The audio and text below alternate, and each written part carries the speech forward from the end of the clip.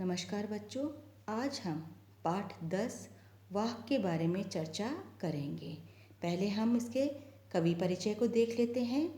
वाक्य को लिखने वाले कवयित्री का नाम है ललध्यद।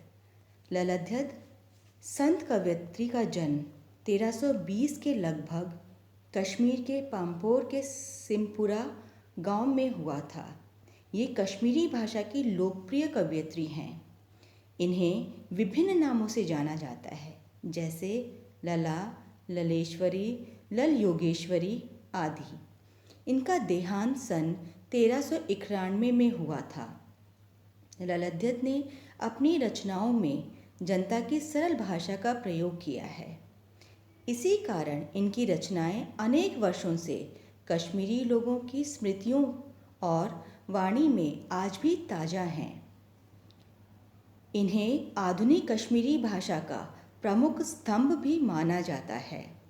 इस तरह हिंदी में भक्तिकालीन कवियों के दोहे, पद, चौपाइयाँ और सेवैया प्रसिद्ध हैं, उसी तरह ललध्यद के वाक्य प्रसिद्ध हैं। उन्होंने धार्मिक आडंबरों का विरोध किया। इनका स्पष्ट मानना है कि प्रेम के सहारे ही ईश्वर की प्राप्ति की जा सकती है। उन्होंने अपने वाक्यों के जरिए जाति और धर्म की संकीर्णताओं को त्याग कर भक्ति के ऐसे रास्ते पे चलने को कहा जो जीवन से जुड़ा है। तो अब हम वाक्य देखते हैं।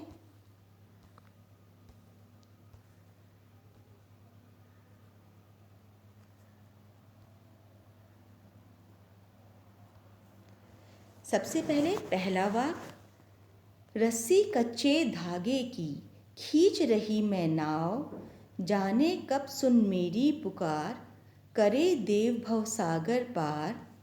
पानी टपके कच्चे सकोरे, व्यर्थ प्रयास हो रहे मेरे, जी में उठती रह हूँ, घर जाने की चाह है घेरे। पहले शाब्दिक अर्थ देखते हैं।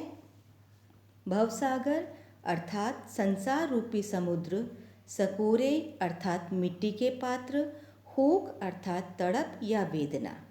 अब सबसे पहले पहली पंक्ति का अर्थ देखते हैं।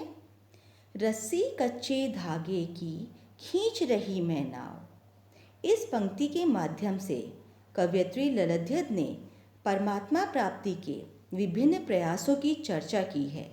वे इन सब प्रयासों में असफल हुई हैं। कवयित्री अपनी जीवन नैया को कच्चे धागे से बनी रस्सी से खींचने का प्रयास कर रही हैं। दूसरी पंक्ति देखते हैं। जाने कब सुन मेरी पुकार, करे देव भव सागर पार। वे कहती हैं, पता नहीं ईश्वर उनकी पुकार को कब सुनेंगे और उन्हें इस भवसागर से पार करेंगे, अर्थात उन्हें कब मुक्ति प्रदान करेंगे। तीसरी पंक्ति देखते हैं। पानी टपके कच्चे सकोरे, व्यर्थ प्रयास हो रहे मेरे। कवयित्री कहती है, कच्चे सकोरे अर्थात कच्ची मिट्टी से बने बर्तन होते हैं जो थोड़ी सी ठेस लगने पर टूट जाते हैं। कहने का तात्पर्य यह है कि ईश्वर को पाने के लिए सभी प्रयास कच्ची मिट्टी की तरह कमज़ोर साबित हुए हैं। इसलिए कवयित्री ने उन प्रयासों को कच्चे सकोरे कहा है। वह माया मोह के जाल में फंसी हैं। उनके प्रयास स्वाभाविक रूप से कमज़ोर हैं। वह क्षणभंगुर प्रयासों से ईश्वर को पाना चाहती हैं। सांसारिक प्रयास स्थायी नहीं होते। उनके सारे प्रयास बेकार सिद्ध हो रहे हैं। नाशवान और कमज़ोर सहारे के बल पर ईश्वर प्राप्ति कैसे हो सकती है? ये सहारे व्यक्ति को सांसारिक मोह माया के जाल में उलझाने वाले हैं। अंतिम पंक्ति देखते हैं।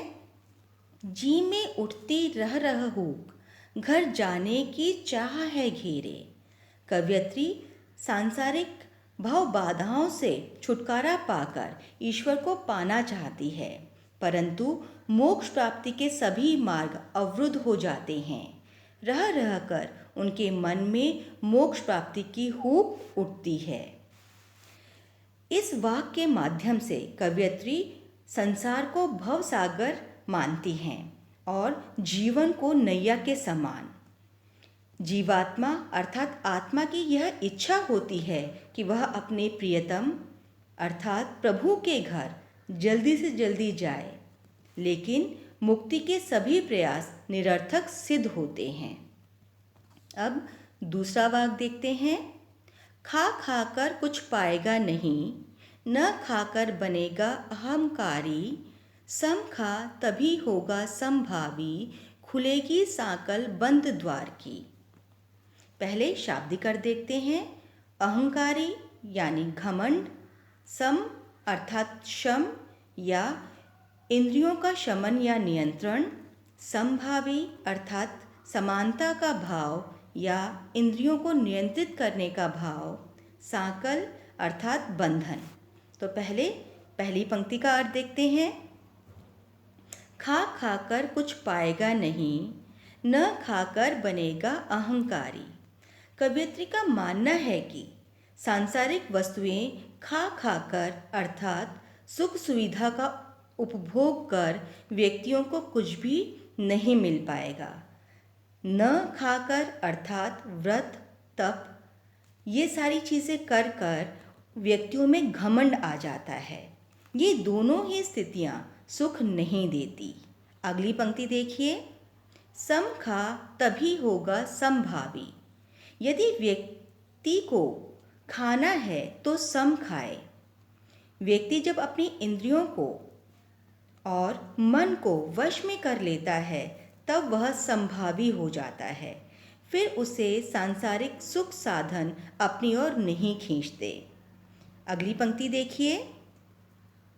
खुलेगी सांकल बंद द्वार की।